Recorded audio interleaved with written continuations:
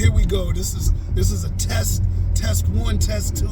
I got my man Marcus Robinson in the car. We just switched into the Sci-Fi Express lane, so now we're free to express ourselves. All right. So I'm writer Jeff Carroll, science fiction writer, filmmaker, and comic book creator. And Marcus is also a comic book creator, but he's an editor, and he's big with this book that he and Bradley Golden conceived, put together, Shook, and now that has been selling out the last year. When did it first come out? It came out January 31st, and we're moving now into a third printing of the book. So the Shook is, if you haven't gotten it, you've probably heard about it, so you need to check it out. I'll probably put a link in the description, but he's the owner and publisher of Second Sight Publishing. So because they focus on horror, it is obvious all the films that I have are horror films, and my first couple of comic books were horror, and I've written horror books that we're going to talk about horror, you know, state of horror, probably diversity and changes in horror. So you have an opening comment you can make on horror, Mr. Marcus? Because you know me, I'm gonna say something. My opening comment would be, as far as Shook is concerned, yes, it was conceived with Bradley and I, but also major credit goes to John Jennings. Because it was a discussion between the three of us, and the title Shook actually is the John Jennings creation. Oh, he contributed that. That's beautiful. He talked about wanting to do a book titled Shook for quite some time, and then joining with us to do the anthology, it was only right that we use that title. All right, and that's, you know, John is definitely a science fiction important figure in black sci-fi and in science fiction in general. But that's where I met him, with Brandon Sanderson. I forgot. I can't remember the dude, the black guy, black author's name. But it was at Blacktasticon that I was on a panel with John, and I was in cosplay for my character Baba. Yeah. And that's where I met John. So I met him through horror, even though he's more known as a science fiction guy. Right. He is a big horror person. So what do you think, you know, with like horror in general? So I'll go first, right? I think that black people getting into horror is great, and I guess we say we've always been in on it, but I think in this last, you know, few years, especially with the impact of Jordan Peele, black people have been present in modern horror in ways in film that we haven't been probably since the blaxploitation era, right? Yeah. And what I like about it is Jordan Peele withstanding, because he still stands like alone from kind of everybody. Him and M. Night Shyamalan kind of do their own type of thing. Right. But I like Kayla, and I'm going to say her name wrong, but she's the author, the writer of Malignant and Megan.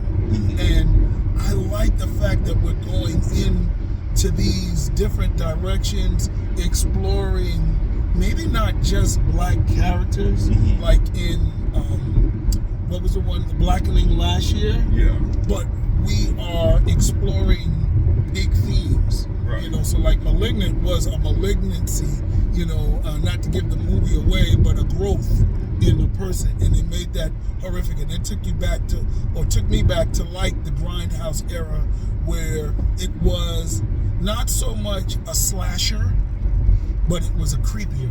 Right. You know, and it wasn't even fully gore. You know, it wasn't like somebody ripping somebody's chest open and pulling your guts out, but it did give you that creepy feeling, and I really like that.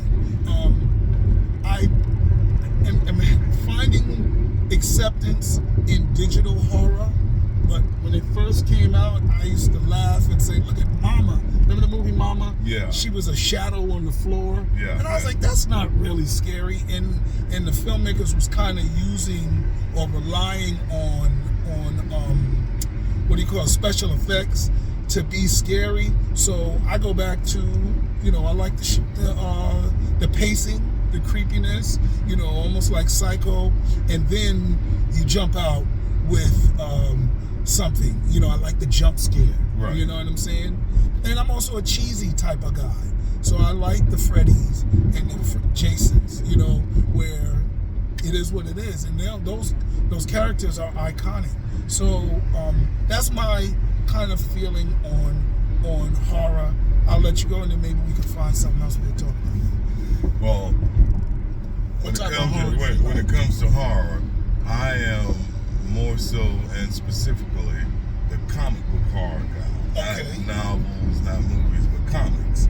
So, in what I would call modern times, here in actually in the last 6 or 7 years, when it comes to horror comics, what people hadn't really gravitated to is the fact that there are black comic book writers out there who've made a significant impact on horror comics. Right. To the point that I take somebody like my partner Bradley Goldberg, when he was publishing books at Antarctic Press, the books that he published, the horror books, which were cold-blooded or that came out as horror comics, and the Leave on the Light, they were the number 1 and number 3 best-selling titles during that time, to the point where the Leave on the Light series, for example, that issue 1 sold upwards of 13,000 copies. Now, what is the story about? The Leave on the Light story and here's the thing, right, that people overlook. The actual lead character of that story is a black female detective. And so the story is about The story is about a killer who was captured, convicted, and put to death, but came back to life and started his killing spree again. And then the detective is on the pursuit. So it's like Shocker. Yes, and it differs from Shocker in that there is a specific reason why the killer came back to life that actually ties into the entire horror universe that we've created. And is the killer in there going after anybody, or are they killing particular people? Almost like any and everybody. He's a killer. Okay. So and this is one of the And he was a killer before he died. Right, before he died. And this is one of the things that I stress about horror in general is the universality of it, and that evil doesn't get up and say, I'm just taking out white people. Right. Evil affects everyone. I'm waiting for that. I'm waiting for a killer. I'm waiting for a killer to do that. I think, when black, probably when white publishers and I guess whatever these gatekeepers are, they would think that's what a black person would write. But I don't know any. Do you know a story where a killer is just killing white people? No. Well, you know what? The funny thing is, yes, I do, but it's not on purpose. It's because when people were writing this stuff, they didn't think that black people were into this type of thing, or they couldn't. There's a black killer that just killed white people? Yeah, there are killers out there who have that level of specificity. Wow. But those stories aren't popular because of that specificity. I've never saw in movies or novels or as much as white people have done, and not all white people, but I've never heard of a serial killer of the Ku Klux Klan. Is there a story? If you got a story like that, let me know. I want to check it out. I'll get you a story. Like I will show you a story like that where, and this is something that happens. Like I said, it's not so much purposeful, but because of the settings that they use. There's only white people to kill. Only white people to that's kill. Different than what you said. Because what you were saying, it was like, what do you call it? That, there would be a killer who targets targets white people. A black killer.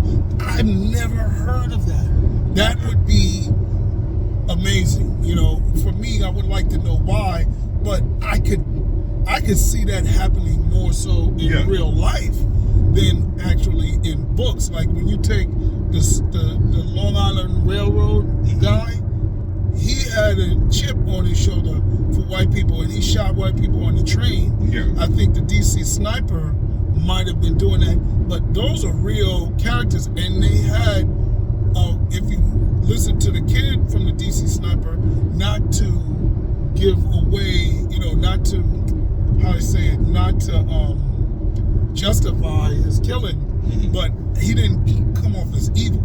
He came off as revenge killing. Yeah. You know what I'm saying? But if you got somebody that has, and as real as that is, and usually in horror, in sci-fi, you write things that are possible happen, but really haven't happened yet. Right. This is something that's happened probably more than once. Well, more than the 2 times that I mentioned, and I still don't have no book. And even if there is a book out there, it ain't popular. You gotta really. It won't be popular because of how specific things are. Because we do have in real life people who target certain groups. Right. You know, we do have people who have angst against. Hannibal Lecter, homegirl, dude was targeting heavyset white women. You know what I'm saying? And they just did the documentary on the real Jeffrey Dahmer.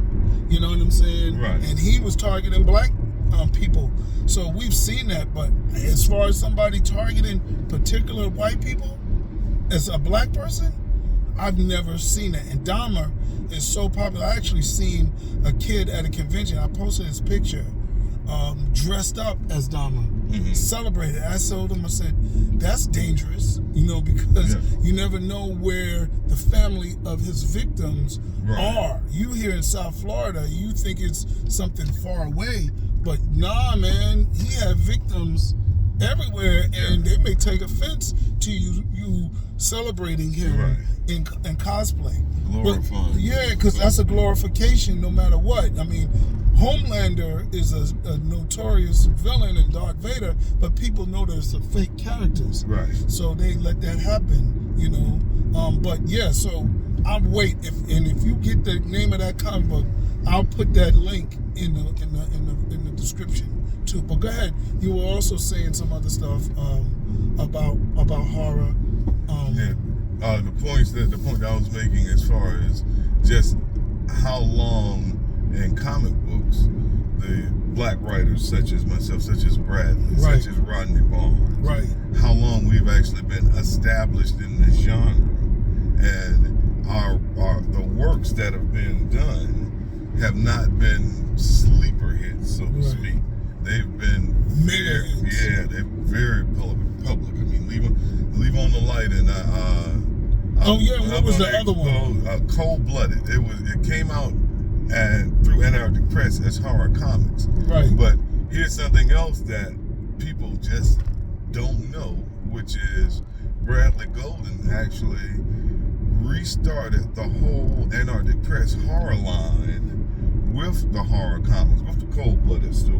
Okay. And what's that story about? What's that story? And Cold Blooded actually, it came out initially as Blood Pop. Then it was changed to Timmy Lala's ice cream truck.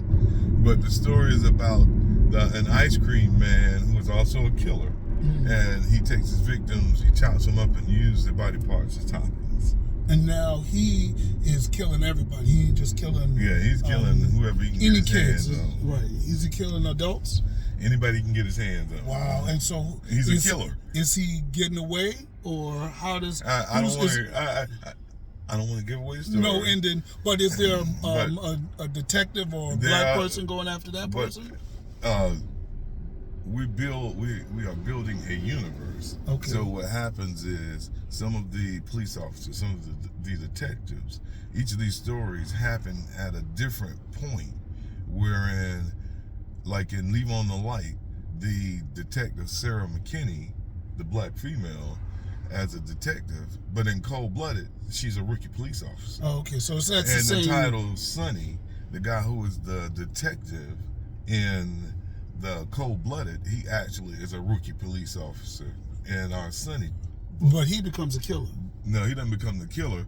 He's being police, and as he goes through his career, now when Cold Blooded occurs, because he's experienced this type of killing before as a rookie, they will bring him in because of that experience. Same thing with Sarah McKinney. So she experienced killing as a rookie. Mm-hmm. So now as a detective, with her knowledge and level of expertise, they bring her in to capture the killer. So now I don't know if this is going to be a short answer or not, but what is it that you like about horror in comic books that movies and books don't necessarily have?